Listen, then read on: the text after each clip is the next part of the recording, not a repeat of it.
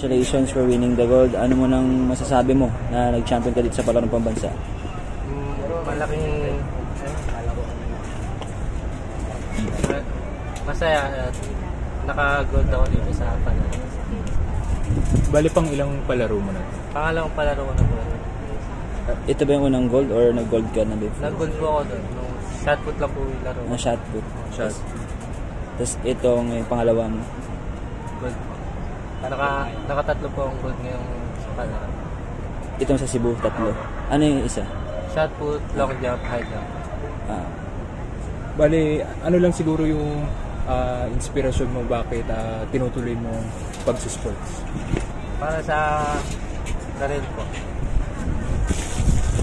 Siguro ano lang din ang kumbaga paano mo naisipan na ituloy yung jumping kagaya nga ng high jump, long jump kahit sa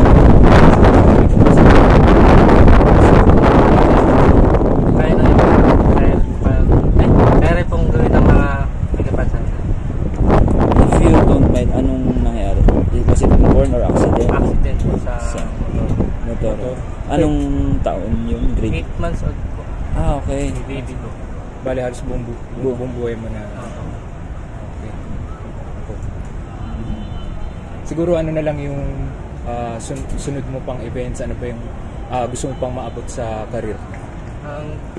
Gusto ko pong makarating ng ibang bansa na paglalaro.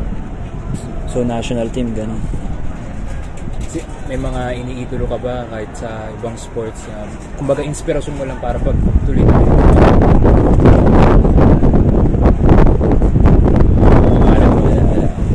Ay, sarili mo.